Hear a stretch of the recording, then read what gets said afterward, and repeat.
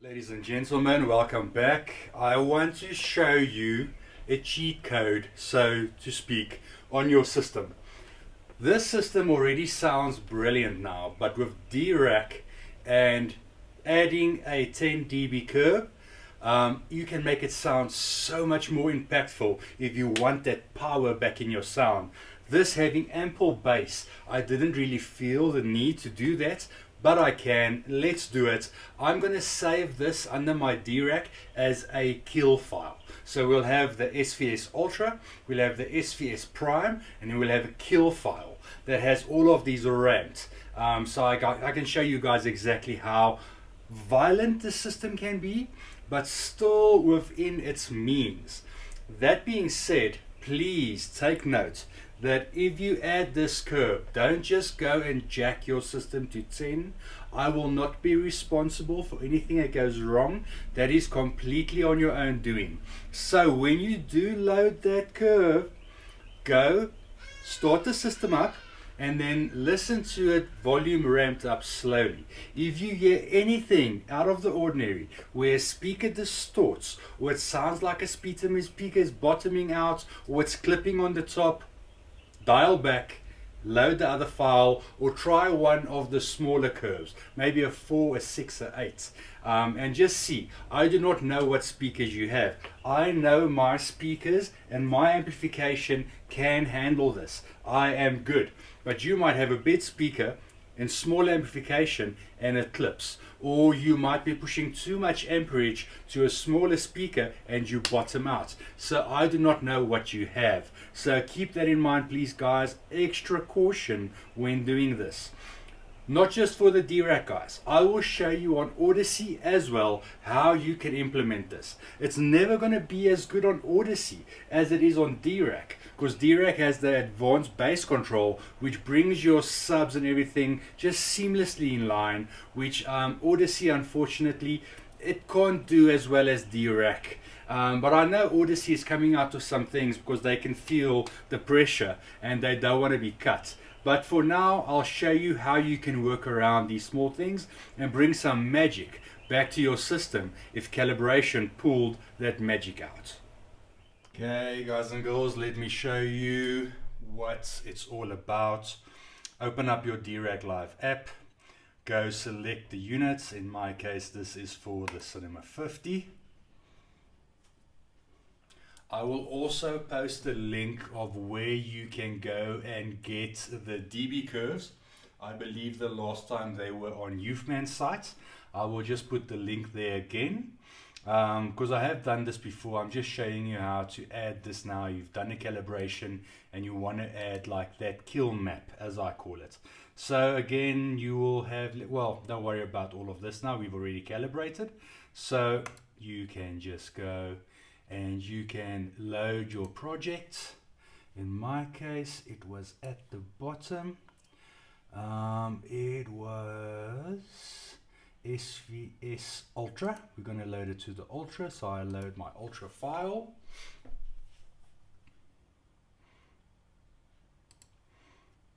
Just give it some time to do its thing. Okay guys, so this is the Ultra file. So as you can see, it's already got a 5 dB curve that was loaded onto it because the speakers could handle it. But now what we do is we go and we say load target curve, all groups. So this is something you need to do. Don't just load it to one of the groups, load it to all of the groups. I'll show you where you can download these Harman curves. So you have a 4, a 6, a 8, and a 10 dB curve. 10 dB being the most aggressive, obviously. So we are going to go 10 dB Harman curve. We will load that. And now you can see it's boosted these to 10 dB and then having a nice roll off coming down. Let's look at the other ones. There you go. All of them should now show the same. Obviously, this will be implemented with your calibration on all of those different speakers. Okay, so we now have those. I just want to check my crossovers quickly. I have this at 60. I actually want to change my center speaker crossover to 60 as well while I am here. So while you are here, always take your time and check that everything is still correct. So we have 60, we have the surrounds at 80, we have those surrounds at 80, the heights, everything is at 80. So that is all good. All of these speakers can handle it. Now bass control, I just want to see if I need to calculate this again. Let's see, calculate. So yeah, this is something that's going to be new to me. So if I add the dB curve, do I still need to do the advanced bass control, and will they work against each other? I don't think they will, but let's check what it does. I'm going to just let it run through of it. I'm just going to let it run through all of this. Okay, so as suspected, it does nothing to work against each other. I did the bass control, that's been calculated. We still have our 10 dB curve on all of these. So we can now go ahead and export this to our filter, and we will go to the third one, and I am going to call this SVS kill. What am I going to kill map or kill file? Kill file. Call it whatever you want so that you know that this is the big mother of them all. Okay, export filter. Now it will prepare the export, send it to your unit. This takes some time. Then we will test it. And let's see what this does. Test to see or hear what it sounds like. Let's see if it's all good. You can either go into your settings or your options menu, go to audio, go to Dirac Live, and see what's loaded. So this is my Cinema 50 SVS Ultra map. We want to see, there's the prime map. There we go. Cinema 50 SVS Ultra kill file, bass control. Yes, we would like some of that, thank you. I'm not even going to test this before. I am going to test this live with you guys in the demo. I'm going to play the track I always play that you guys have been watching through this series. But me as well, I'm still going to be ramping up the volume slowly. Just to, you know, err on the side of caution. So let's do that next. Okay, I'm just thinking where I'm going to start this. Normally my calibration files are all good to go to reference. So let's do -10. Discs are still more potent than a stream. So the audio on a disc is always better than on a stream.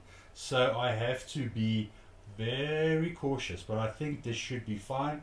I've got the remote in my hand if I need to stop at any point in time.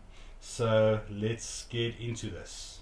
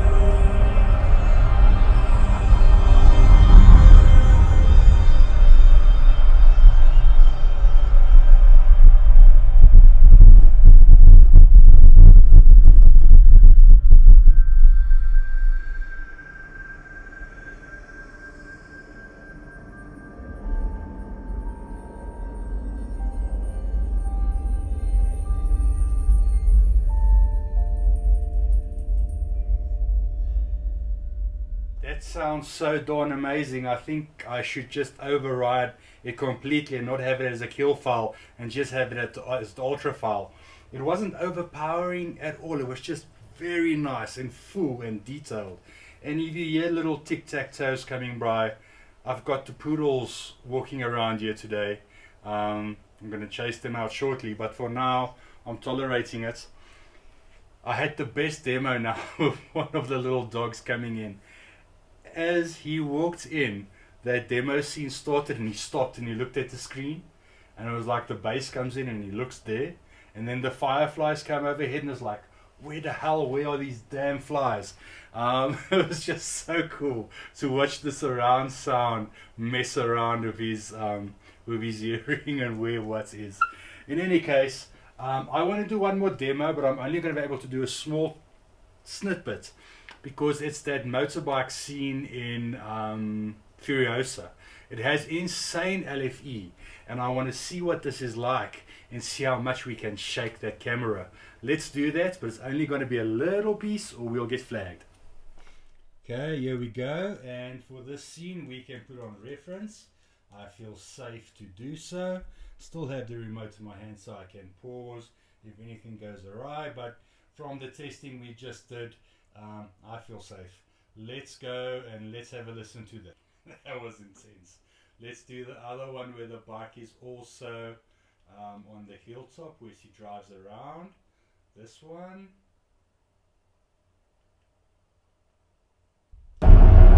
Sounds very cool. I want to do one more, just a little bit, so we can have some LFE and feel the impact.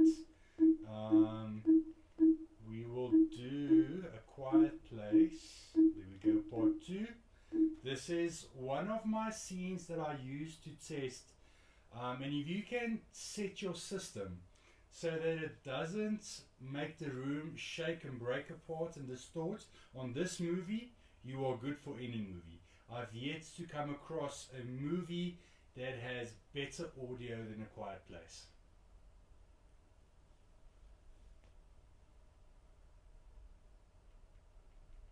Okay, we'll go back to this first scene where it hits the car. This scene.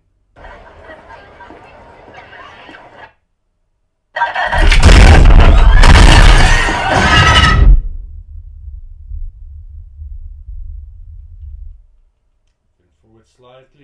This one, this is also. Aww. What is happening? Man. Okay, guys, so there you have it. Call it a cheat code. It's the easiest way to calibrate your system and not have too much know-how. Afterwards you can still sit down and tune a bit and play with the graphs, but for the guy that doesn't know too much, run Dirac, do the 10 dB curve, do the bass control, you should be golden. I've been giving you a lot of secrets today, so you don't need to get a professional in to calibrate your system. If you're still unsure, always good to do so. I'll quickly show you on the Audyssey. I'll sit down there now, go through the app and show you how you can do that on the Audyssey for the guys that have been sticking around waiting for the Audyssey section.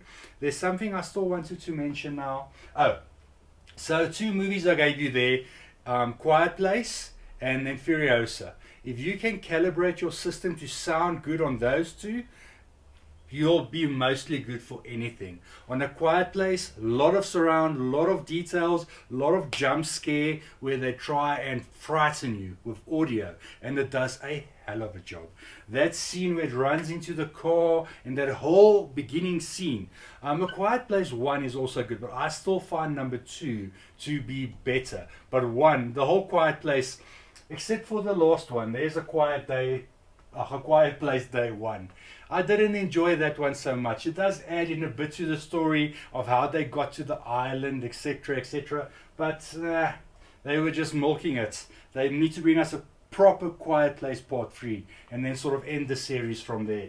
But yeah, so that and Furiosa is also good for dialogue, LFE, ambience in the desert of the wind and all of that. Those are movies I normally use. And funny enough, the movie I use the most is A Greater Showman, because it's got a bit of everything. It's got dialogue, it's got music, not as much in Atmos as these do, but you sort of want to calibrate with a mix of movies. So when the client comes and sits down, everything is going to sound right. You might calibrate a scene of a movie to perfection, but it might be over bloated in bass on something like A Quiet Place, or it might be under in something like Greater Showman. So you want to try across the board, just get everything sounding to perfection. But if you did what I showed you now, you should be golden. Depending on your speakers, if they did bottom out, did distort, load lesser on the graphs, on the curves, so you have less impact. But yeah, stick to those and you will be good. Let me quickly show you guys the Audyssey. So for Audyssey, let me quickly show you. Let me take one PB16x2. I'm just going to open any one here quickly. First things you want to do, always check how it detected the speakers. Set your crossovers to what you think is best. This one detected at 40. I would personally change. I like these at 60. But yeah, depending on what speakers, I can't remember what speakers I ran here, but mostly I want to show you how you can drag the curves to excite the audio again. So just check what happened there. Then always take the later roll off, mid-range compensation, put all of those off. And then what you want to go to the multi-EQ filter, the editor here. I already did it, so you can see this will be flat. You can drag this. You can go, oh, this is for the window. You can drag windows. We want to go curve editor. And then you can go to the peak of where your hertz is. Normally the excitement is around 80 to 100. And then you can drag. As you can see, I did about a 5 dB boost here. And you can drag this then up to a 10 dB boost. And also tells you the hertz. So at 80 hertz, do about a 10 dB boost. And do the same for all the speakers right through the range. When you are done, save it, upload it to your unit. So that is how you do it in Audyssey, guys. That brings us to the end of this video. I really hope you enjoyed it. Hope you could drag something out of this, learn something. If you could, please be so kind, like, subscribe, share. I do this out of the goodness of my heart. It doesn't cost you anything, but your support in the way of liking, subscribing and sharing, so we can grow this channel, grow the analytics. That helps me out, guys. So please help me so I can help you and keep on bringing better, bigger and more insightful comments. I always try and keep this as easy and basic and down to earth as possible, so we don't overcomplicate this audio game.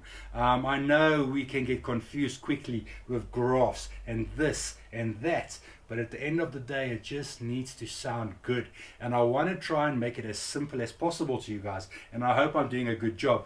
People have commented in the past that when I talk too quickly about certain things, as if everyone should understand what I'm saying. And sometimes I forget and I get into the lingo. So I'll try and bring it back. So guys, always give me your inputs.